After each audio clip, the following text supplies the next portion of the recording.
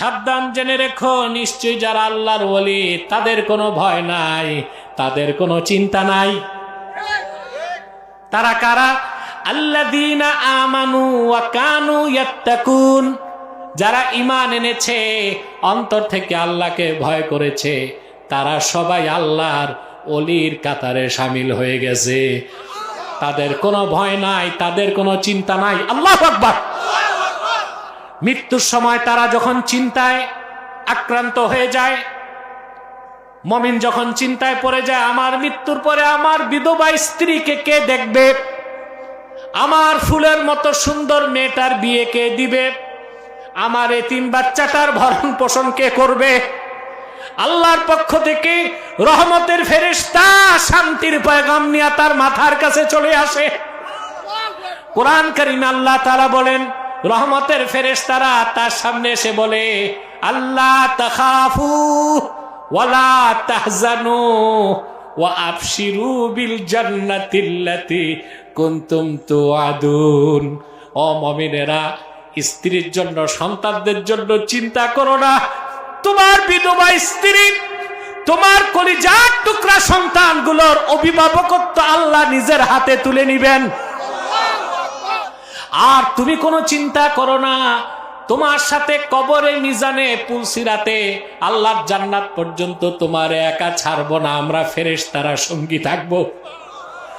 ওয়াবশিরু বিল জান্নাহ, ওই জান্নাতের সুসংবাদ নয় যেটার ওয়াদা তোমাদের করা হয়েছিল।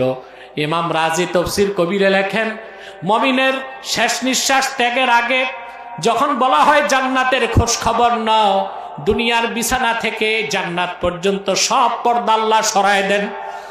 মুমিন ব্যক্তি শেষ নিঃশ্বাস ত্যাগের আগে জান্নাতে তার ফুলের বিছানা দেখার পর তৃপ্তির ঢেকুর ছেড়ে শেষ নিঃশ্বাস ত্যাগ করে।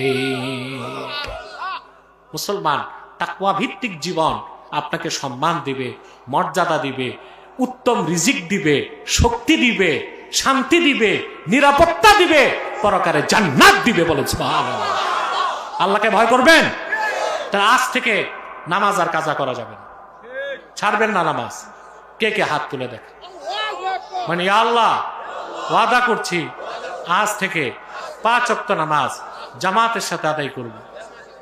ইয়া আল্লাহ, নামাজ যদি কাজা হয় তওবা করে কাজাটা আদায় করে নিব। ইয়া আল্লাহ, সুদ খাবো না, সুদ দিব না। হাত নামান।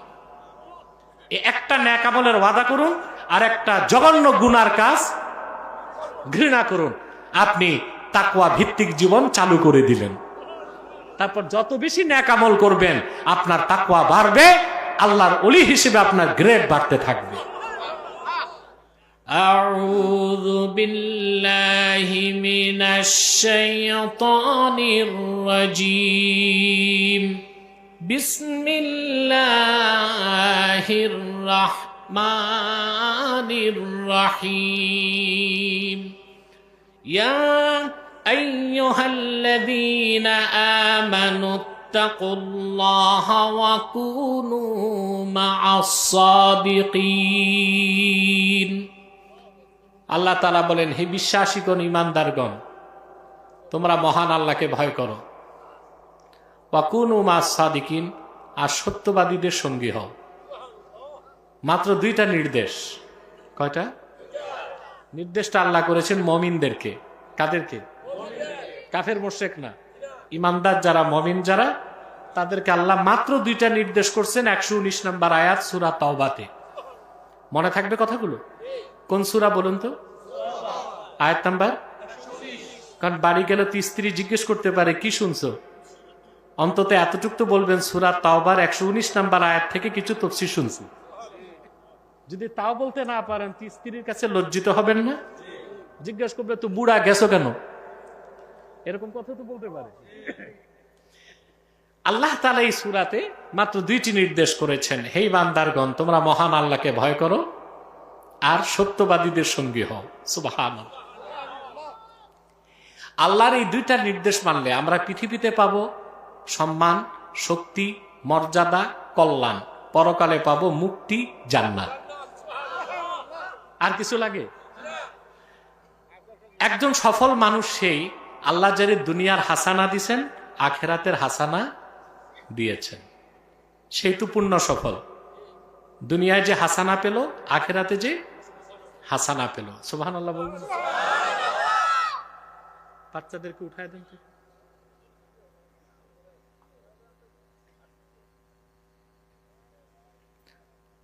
শুনতেছেন? আল্লাহ তাআলা আমাদেরকে সবচেয়ে প্রিয় যে দোয়াটা শিক্ষা দিয়েছেন কোরআন শরীফে, রব্বানা আতিনা ফিদ দুনিয়া হাসানা ওয়া ফিল আখিরাতি হাসানাতাও ওয়া কিনা আযাবান্নার। আয় আল্লাহ, তুমি আমাদেরকে দুনিয়ার হাসানা দাও, আখিরাতের হাসানা দাও, জাহান্নামের আগুন থেকে বাঁচাও। এর চেয়ে সুন্দর শ্রেষ্ঠ আর কোন দোয়া আছে নাকি? সুবহানাল্লাহ। মুফাসসির ব্যাখ্যা করেন, দুনিয়ার হাসানা হচ্ছে আল্লাহ কোন ব্যক্তিকে যদি সতী সাধ্বী চরিত্রবতী সুন্দরী স্ত্রী দেন আর একটা বাড়ি দেন প্রশস্ত, সে দুনিয়ার হাসানা পেয়ে গেল। মূল সুখটা কিন্তু স্ত্রীর মধ্যে, ঠিক না? বিত্ত বৈভব বাড়ি গাড়ি সব আছে, বউ চরিত্রহীন লম্পট, আপনি কিন্তু আগুনের অঙ্গারে আছেন, ঠিক না? স্ত্রী যদি ফরমাবরদার হয়, চরিত্রবতী হয়, আনুগত্যশীলা হয়, আপনার হুকুম মানে, চরিত্র ভালো থাকে, কুরের ঘরেও আপনি সুখের নিদ্রা পাবেন। তা আল্লাহ যাকে দুনিয়ায় চরিত্রবতী নেককার সালেহা আবেদা চরিত্রবতী নেককার স্ত্রী দিলেন, আর একটা প্রশস্ত বাড়ি দিলেন, আর আখেরাতে জান্নাত দিলেন, সে আখেরাতের হাসানাও পেল, দুনিয়ার হাসানাও। আমরা শুধু আখেরাত চাই না দুনিয়াও চাই? দুটা চাই। সুবহানাল্লাহ। হযরত আনাস ইবনে মালিক রাদিয়াল্লাহু তাআলা আনহু, ওনার বয়স যখন 10, আল্লাহর হাবিবের খেদমতে উনি গেলেন, ওনার মা ওনাকে নিয়ে গেছেন। হযরত আনাস বলেন, খাদিমতুন নবিয়্য সাল্লাল্লাহু আলাইহি ওয়াসাল্লাম 10 সানাওয়াত, আমি 10 বছর বয়সে আল্লাহর হাবিবের কদমে উপস্থিত হয়েছি, 10 বছর নূর নবীজির খেদমত করেছি। আমার মা আমাকে আল্লাহর হাবিবের কাছে নিয়ে যেয়ে বললেন, ইয়া রাসূলুল্লাহ খুআইদিমুকা আনাস। খাদেমের তাসগীর হচ্ছে খুআইদিন। তাসগীর কি? খুআইদিন। তো ছোট খাদেমকে আরবিতে বলে খুআইদিন। হযরত আনাসের মা আল্লাহর হাবিবের কদমের সামনে সন্তানটারে নিয়ে বললেন, ইয়া রাসূলুল্লাহ, আপনার সবচেয়ে নগণ্য খুদে খাদেম আমার আনাস, আপনার কদমে সোপর্দ করলাম, এই সন্তান আমার আর দরকার নাই, শুধু আপনার খেদমত করবে। হযরত আনাসের মা বললেন, ইয়া রাসূলুল্লাহ, আপনি আনাসকে দোয়া করে দেন। আল্লাহর হাবিব হযরত আনাসের জন্য দোয়া করলেন, আল্লাহুম্মা বারিক ফি মালিহি ওয়া ওয়ালাদিহি ওয়া আতিল উমরাহ ওয়াগফির যামবাহ। আল্লাহ, তুমি আনাসের মালে বরকত দাও, তার সন্তানে বরকত দাও, তার হায়াত লম্বা করে দাও, পরকালে তার গুনাহ মাফ করে দাও। আল্লাহর হাবিব আনাসের জন্য 4টা দোয়া করলেন, 3টাই তো দুনিয়ার জন্য, একটা আখেরাতের জন্য। সুবহানাল্লাহ বলবেন। আল্লাহ, তুমি আনাসের মালে বরকত দাও, এটা দুনিয়ার জন্য, তার সন্তানে বরকত দাও, এটাও দুনিয়ার জন্য, তার হায়াত লম্বা করে দাও, এটাও দুনিয়ার জন্য, তার গুনাহ মাফ করে দাও, এটা আখেরাতের জন্য। আল্লাহর হাবিব সাল্লাল্লাহু আলাইহি ওয়াসাল্লাম 4টা দোয়া করলেন, 3টাই দুনিয়ার জন্য, একটা আখিরাতের জন্য। তো দুনিয়া লাগবে কি না? সুবহানাল্লাহ বলবেন। উমদাতুল কারি শারহু সহিহুল বুখারীতে এসেছে, আনাস বিন মালিক রাদিয়াল্লাহু তাআলা আনহুকে আল্লাহ এত সম্পদ দিবেন নূর নবীর দোয়ার বরকতে, প্রতি বছর তার যাকাতের মাল বের করতে অসংখ্য উট লাগতো। তার হায়াত কত লম্বা হয়েছে আর কত সন্তান হয়েছে, তিনি নিজে তার ঔরসের 98 জন ছেলের সন্তান নাতি পুতি দাফন করছেন। এতে বোঝা যায় তার সন্তান কি পরিমাণ ছিল, হায়াত কত বেশি পেয়েছিলেন। হযরত আনাস বলেন, আমার বিশ্বাস চতুর্থ দোয়াটাও কবুল হয়েছে, আমার গুনাহও আল্লাহ মাফ করে দিয়েছেন। তা আমরা আখিরাতও চাই, দুনিয়াও চাই। এখন দুনিয়ার সম্মান, মর্যাদা, শক্তি, কল্যাণ, আখিরাতের মুক্তি, এই সব পেতে আল্লাহ দুইটা নির্দেশ করছেন। একটা হচ্ছে মুমিনগণ আল্লাহকে ভয় করো, আর দ্বিতীয় নির্দেশ ওয়াকুনু মাস সাদিকিন, সত্যবাদীদের সঙ্গী হও। সুবহান। মুমিনের সবচেয়ে বড় সম্পদ তাকওয়া, আল্লাহর ভয়, ঠিক না? আল্লাহ রাব্বুল আলামিন অন্যত্র বলেন, ইয়া আইয়ুহাল্লাযীনা আমানুত্তাকুল্লাহা হাক্কা তুকাতিহি ওয়া লা তামুতুন্না ইল্লা ওয়া আনতুম মুসলিমুন। হে মুমিনগণ, তোমরা আল্লাহকে যথাযথ ভয় করো, আর পরিপূর্ণ মুসলিম না হয়ে মৃত্যুকে আলিঙ্গন করো না। আমাদের বড় পরিচয় কি? আহারে লজ্জা হয় বলতে, আমরা মুসলিম। আমাদের প্রিন্সিপাল আইডেন্টিটি আমরা মুসলিম। এখন অনেকে আজে বাজে কথা বলতেছে, বলে যে আমাদের সবচেয়ে বড় পরিচয় আমরা বাঙালি। নাউজুবিল্লাহ। আমাদের কবরে জিজ্ঞেস করবে আমি বাঙালি কিনা। বলে ধর্ম বর্ণ সবকিছুর উপরে মানুষ না, সবকিছুর উপরে আমার ঈমান ও ইসলাম, এর উপরে কিচ্ছু নাই। যদি বলা হয় ধর্ম বর্ণ সবকিছুর উপরে মানুষ, তা আইন প্রয়োগ হবে কেমনে? তা তো বলতে হয় আইনের উপরও মানুষ। কথা বলেন তো, মানুষ চুরি করলে তাকে আইন প্রয়োগ করা যাবে? বলা হবে মানুষ তো আইনের উপরে। কথা বলে না। ব্যভিচার করলে, ধর্ষণ করলে কেস করা যাবে? বলা হবে সে তো মানুষ, আইনের উপরে কি? তাহলে যারা সেকুলার আধুনিক রাষ্ট্র ব্যবস্থায় বিশ্বাসী, পশ্চিমা আদর্শে বিশ্বাসী, তারাও মনে করে মানুষের উপরে আইন, আর আমাদের বিশ্বাস সবকিছুর উপরে ঈমান ও ইসলাম, এর উপরে কোনো কিছু নাই। 2 নাম্বার, আমাদের প্রিন্সিপাল আইডেন্টিটি, আমরা মুসলমান। মূল পরিচয় কি? সেকুলার বা ধর্মনিরপেক্ষতায় বিশ্বাসী যারা এই কথাগুলো বলতো, আমরা দুঃখ পেতাম না, এগুলো তাদের অভ্যাস। কিন্তু ইসলামিস্ট বা রাইটিস্ট, ইসলামী আদর্শে বিশ্বাসী বা ডানপন্থী কেউ বললে আমাদের কলিজা এটা শেলের মতো আঘাত করে। এটা মেনে নিতে আমরা পারি না। আমাদের সবচেয়ে বড় পরিচয় আমরা মুসলমান, ঠিক কিনা? এটা কে শিখাইছেন এই পরিচয় দিতে? তা আমরা কি মানবতার দোহাই দিয়া কোরআন হাদিসও বাদ দিব নাকি?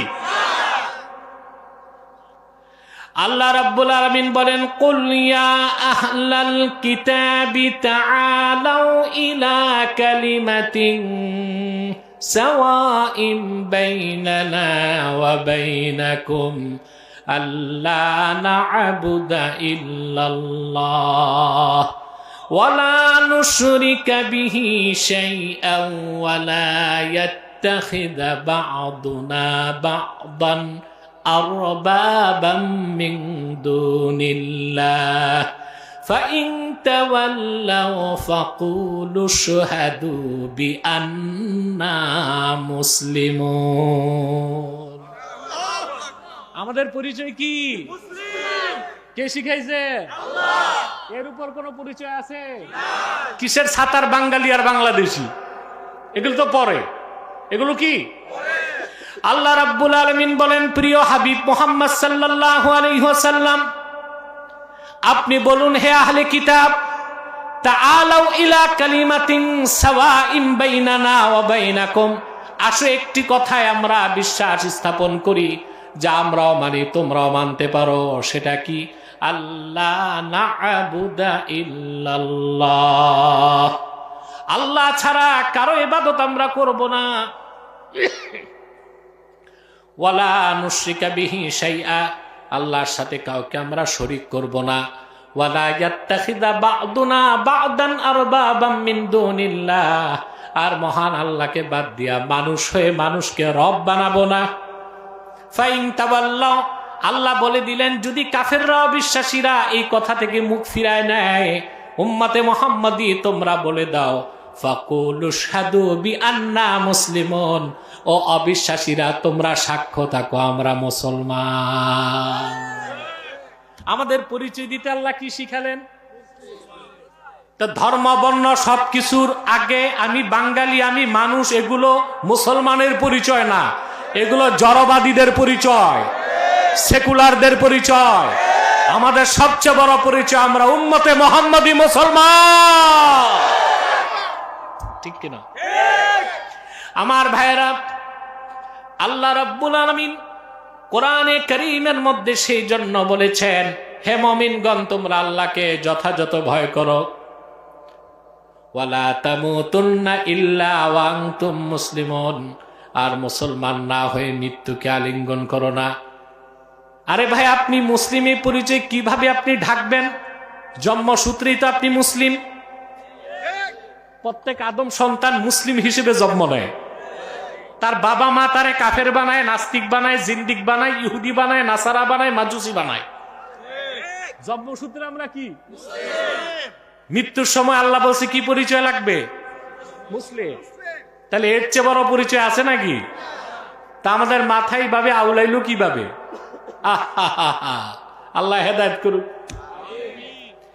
আমার ভাইয়ের, আল্লাহর হাবিবের সাথ করেছেন বুখারী শরীফের হাদিস, কুল্লু মাউলুদিন ইউলাদু আলাল ফিতরাহ ফাবাওয়াহু ইউহাউইদানিহি আও ইউনাসসিরানিহি আও ইউমাজ্জিসানিহি। প্রত্যেক মানব সন্তান মুসলিম হিসেবে জন্ম নেয়। তার বাবা মা তারে হয় ইহুদি বানায়, খ্রিস্টান বানায়, মাজুসি বানায়, জিন্দিক বানায়, নাসারা বানায়, হিন্দু বানায়, বেঈমান বানায়। তা আমাদের জন্মটাই কি হিসেবে? বেঁচে থাকবো, মরবো, সুবহানাল্লাহ। এই খাঁটি মুসলিম হতে তাকওয়া লাগবে। এই জন্য আল্লাহ বলেছেন, ইয়া আইয়ুহাল্লাযীনা আমানুত্তাকুল্লাহা হাক্কা তুকাতিহ, মুমিনগণ আল্লাহকে যথাযথ ভয় করো, আর পরিপূর্ণ মুসলিম না হয়ে মৃত্যুকে আলিঙ্গন করো না।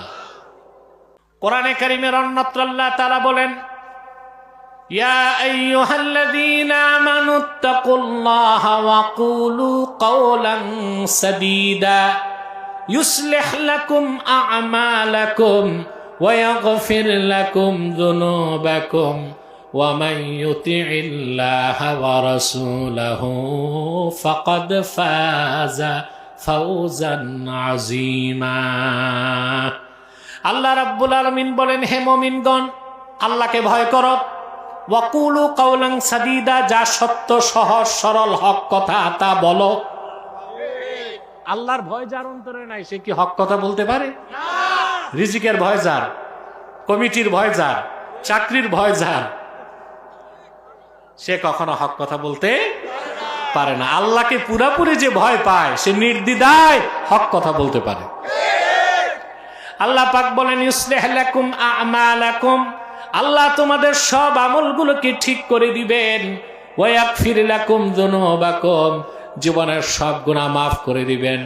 ওয়া মান ইউতি'ইল্লাহা ওয়া রাসূলাহু ফাকাদ ফাযা ফাওজান আযীমা, যে ব্যক্তি আল্লাহর আনুগত্য গ্রহণ করলো, মুহাম্মদ সাল্লাল্লাহু আলাইহি সাল্লামের আনুগত্যকে গ্রহণ করলো, ওনার আনিত দ্বীন ইসলামকে বিশ্বাস করার মাধ্যমে, ফাকাদ ফাযা ফাওজান আযীমা, সে লোকটা সফলতার শীর্ষ সোপান লাভ করলো।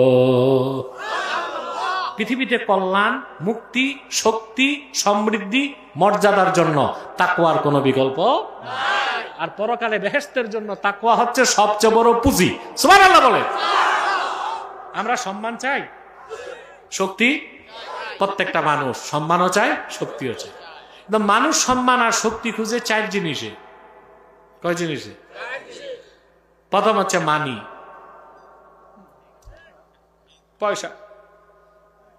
তারপর শক্তি আর সম্মান খুঁজে মাসাল, পেশি শক্তি। তারপর শক্তি ও সম্মান খুঁজে ম্যান্ডেট, জনসমর্থন। এই যে এমপিরা এত টাকা খরচ করে কেন? ভোট নিতে। 4 নাম্বার হচ্ছে মিডিয়া। এটাকে বলা হয় 4M থিওরি। কি? মানি, মাসাল, ম্যান্ডেট, মিডিয়া। এই 4টা জিনিস যার বেশি থাকবে পৃথিবীতে সে হয় সুপার পাওয়ার। এই চারটা আমেরিকার বেশি। আমেরিকার এই চারটা ওর টাকা কত জানেন? বর্তমানে তার রিজার্ভ আছে $23 ট্রিলিয়ন। বিলিয়ন না, ট্রিলিয়ন। 1000 বিলিয়নে 1 ট্রিলিয়ন।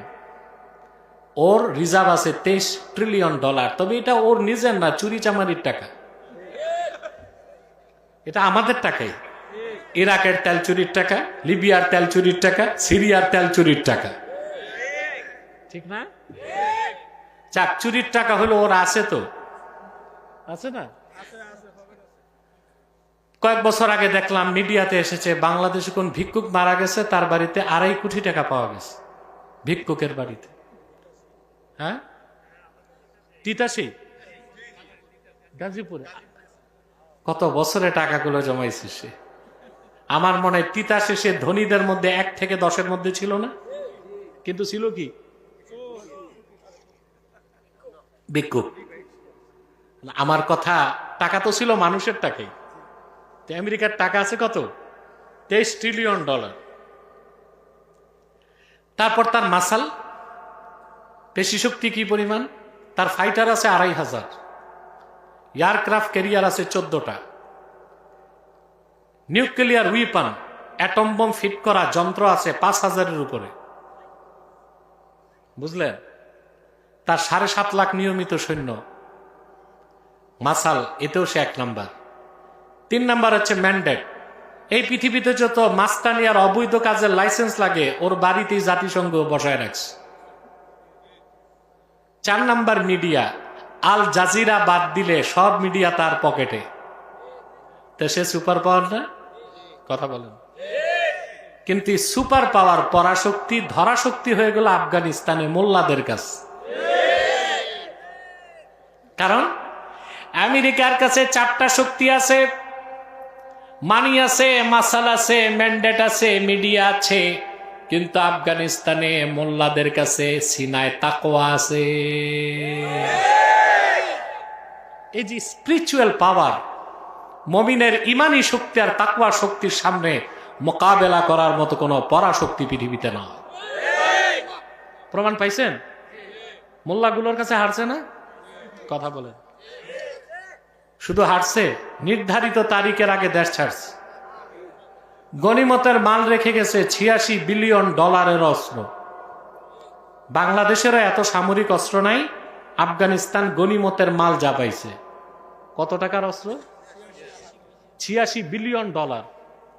বাংলাদেশের রিজার্ভ আছে এখন $21 বিলিয়ন, আর তারা অস্ত্রই পাইছে $86 বিলিয়ন। এটারে বলে গনিমত, আল্লাহর দেওয়া সাহায্য। সুবহানাল্লাহ।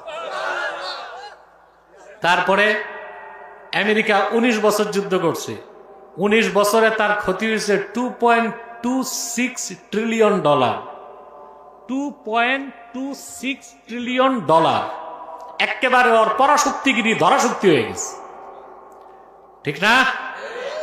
কোন শক্তি বেশি? মুমিনের তাকওয়ার শক্তি বেশি। সুবহানাল্লাহ।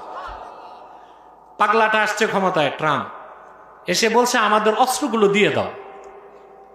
তো যিনি আমিরুল মুমিনিন উনি বলছে অস্ত্র তো আরো লাগবে, যদি বেচতে হয় তো প্রস্তুতি নাও। সুবহানাল্লাহ। আমার আরো অস্ত্র লাগবে, যদি বিক্রি করতে চাও আমি কিনবো। সুবহানাল্লাহ। তারা জিহাদের পথ ধরে কোথায় চলে গেল? আফগানিস্তান। আর আমরা পশ্চিমাদের দালালি কইরা গণতন্ত্রের পূজা করতে করতে কই আছি। আমাদেরকে ইন্ডিয়া চোখ দেখায়, চায়না থাপ্পড় দিতে চায়, আমেরিকা কোমরে রশি বেঁধে আটলান্টিকের ওপারে আমাদের টানে। আমরাও যদি খেলাফতের আদর্শ বুকে লালন করে জিহাদের পথ ধরতে পারতাম, দক্ষিণ পূর্ব এশিয়ায় সবচেয়ে সুপার পাওয়ার হতো বাংলাদেশ। হইতো কিনা? আজ হোক কাল হোক, আমরা বেঁচে না থাকি, আমাদের পরবর্তী প্রজন্ম তা দেখবে এবং করবে ইনশাআল্লাহ। আমার ভাইরা, তাহলে এই যে তাকওয়া হচ্ছে এমন একটা সম্পদ যা মানুষকে সম্মান দেয়, মর্যাদা দেয়, শক্তি দেয়। আল্লাহর কাছে কে কোন বংশের, কে কোরাইশি, কে আব্বাসি, কে সিদ্দিকি, এগুলোর কোনো মূল্য নাই। আল্লাহর কাছে মূল্য হচ্ছে যার তাকওয়া বেশি তার দাম বেশি। যার তাকওয়া বেশি। আল্লাহ রাব্বুল আলামিন বলেন ইয়া আইয়ুহান নাসু ইন্না খালাকনাকুম মিন যাকারিন ওয়া উনসা وجعلناكم شعوبا وقبائل لتعارفوا إن أكرمكم عند الله أتقاكم আল্লাহ রাব্বুল আলামিন বলেন, হে মানব জাতি, আমি তোমাদেরকে একজন পুরুষ আর একজন মহিলা থেকে সৃষ্টি করেছি, অতঃপর বিভিন্ন গোত্র এবং সম্প্রদায় তোমাদেরকে বিন্যস্ত করেছি। সুবহানাল্লাহ। যারা তোমরা পরস্পরকে চিনতে পারো। তবে মনে রেখো, ইন্না আক্রামাকুম ইনদাল্লাহি আতকাকুম, তোমাদের মধ্যে যে লোকটার তাকওয়া বেশি আল্লাহর কাছে সে লোকটার দাম বেশি। সম্মান ও মর্যাদার মানদণ্ড হচ্ছে তাকওয়া। সুবহানাল্লাহ। এই যে আমরা নেতা বানাবো কিভাবে? বলা হয় যোগ্যতার ভিত্তিতে নেতা হবে না, তাকওয়া যার বেশি সেই নেতৃত্বে যাবে। মুসলমানদের নেতৃত্ব দিতে নেতার গুণ লাগবে তাকওয়া। কি লাগবে? তাকওয়া। কার ডিগ্রি আছে, কার রাজনৈতিক প্রজ্ঞা আছে, কার কত কর্মী আছে, এটা ধর্তব্য না। যার তাকওয়া বেশি তাকেই নেতা বানাতে হবে। যার তাকওয়া বেশি ইসলামে তার দাম বেশি, যার তাকওয়া বেশি আল্লাহর কাছে তার মর্যাদা বেশি। সুবহানাল্লাহ বলে। হযরত বেলাল রাদিয়াল্লাহু তাআলা ১৫০০ বছর আগে ওনার বাজার মূল্য ছিল ৬ দিরহাম মাত্র। কত? ওনার দেশ ছিল আবিসিনিয়া, হাবাসা। মানচিত্রে এখন আবিসিনিয়া নামে কোনো দেশ পাবেন না, ওইটার নাম ইথিওপিয়া। কি নাম? এখানে ছিল ওনার বাড়ি। ৬ দিরহামে ওনাকে কিনলো উমাইয়া, মক্কার এক কুরাইশ নেতা। তিনি যখন মুসলমান হয়ে গেলেন, তাকওয়ার গুণে এত মর্যাদাবান হলেন, তার দাম কোথায় গেল? আত-তারগীব ওয়াত-তারহীব কিতাবে এসেছে, মেরাজের রাতে আল্লাহর হাবিব মক্কা মুকাররমায় ফিরে এসে বেলালকে জিজ্ঞেস করলেন, রে বেলাল, এমন কি নেক আমল করো তোমার দাম এত বেড়ে গেছে আল্লাহর কাছে? তিনি বলেন, ইয়া রাসূলুল্লাহ, ইয়া হাবিবাল্লাহ। কেন বললেন এই কথা? আল্লাহর হাবিব বললেন, রে বেলাল, আমি যখন সিদরাতুল মুনতাহার দিকে চললাম, আলমে মেসালে তোমার পদধ্বনি শুনতে পেয়েছি। হযরত বেলাল বলেন, ইয়া রাসূলুল্লাহ, ইয়া হাবিবাল্লাহ, একটা আমল করি গোপনে। যখনই আমি নামাজ পড়ার জন্য ওযু করি, মসজিদে ঢুকে কোনো কথা বলি না, আগে 2 রাকাত নামাজ পড়ি। এই বেলালের দাম কতটা বেড়ে গেল! সহিহ বুখারীতে এসেছে 2য় খণ্ডের হাদিস। আবু বকর সিদ্দিক রাদিয়াল্লাহু তাআলা আনহুর ব্যাপারে আর বেলালের ব্যাপারে বলতে যে, হযরত ওমরের মতো মানুষ যার ছায়া দেখলে শয়তান পালায় যেত। ওমর হচ্ছেন সেই ব্যক্তি যার সিদ্ধান্তের পক্ষে 22 বার ওহী নাজিল হয়েছে। ওমর হচ্ছেন সেই ব্যক্তি আবু বকর সিদ্দিকের পরে যার মর্যাদা, তিনি বলেছেন, আবু বকরিন সাইয়্যিদুনা ফাআতাকা সাইয়্যিদানা। আমাদের একজন মহান নেতা, তার নাম আবু বকর, তিনি আজাদ করেছেন আরেকজন নেতা, তার নাম বেলালে হাবশি। কুরাইশ বংশের শ্রেষ্ঠ সন্তান ওমরের মতো মানুষ বেলাল হাবশির মতো কালো মানুষটারে নেতা বলেছেন শুধুমাত্র বেলালের তাকওয়ার কারণে। বলেন সুবহানাল্লাহ। সুবহানাল্লাহ। এই তাকওয়া, এটা মানুষের সম্মান মর্যাদা বহুত বাড়ায় দেয়। আল্লাহর ভয়টাই তো তাকওয়া। পৃথিবীর প্রত্যেকটা উন্নত রাষ্ট্রে মানুষ কিন্তু আইনকে মানে, কিন্তু আইন মানে আল্লাহর ভয়তে না। আল্লাহর ভয়তে। আর আইন দিয়া কখনো মানুষকে মানুষ বানানো যায় না। আইন যখন সরে যায়, মানুষ তখন পশুত্বের দিকে দৌড়ায়। আপনার গত মাসে দেখছেন না, আমেরিকার ক্যালিফোর্নিয়ার লস অ্যাঞ্জেলসে আগুন লাগছে? দেখছেন? আগুনটা আল্লাহর গজব না? 15টি মাস কুখ্যাত ইসরায়েল আমার ফিলিস্তিনি ভাই বোনদেরকে হত্যা করছে। 15 মাসে 1-2 46,000 মানুষকে শহীদ করছে। গাজা একটা মসজিদ দাঁড়ায় নাই। 70% বাড়িঘর মাটির সাথে মিশিয়ে দিচ্ছে। 1,20,000 মানুষ বাস্তুহারা হয়েছে। 1,20,000 মানুষ আহত হয়েছে, লক্ষ লক্ষ মানুষ বাস্তুহারা হয়েছে। ইসরায়েলের মতো, ইসরায়েলের প্রধানমন্ত্রী নেতানিয়াহু এই হিংস্র জঙ্গলি কুত্তাটা এই অত্যাচার করেছে আমেরিকার দুঃসাহসে। আমেরিকা তাকে টাকা দিছে, পয়সা দিছে, মদত করছে। 15 মাসে আমেরিকা ইসরায়েলকে সাহায্য করেছে $2,200 কোটি। কত? শুধু ফিলিস্তিনে হামলা করতে আর গাজাতে হামলা করতে। আল্লাহর গজবের আগুন যখন আসছে, 15 দিনেই ওর আগুনে জ্বলে গেছে $11,500 কোটি সম্পদ। আমাদের কলিজায় যে আগুন জ্বলতেছিল, ওই আগুন জ্বলার পর আমাদের কলিজায় পানি নামছে।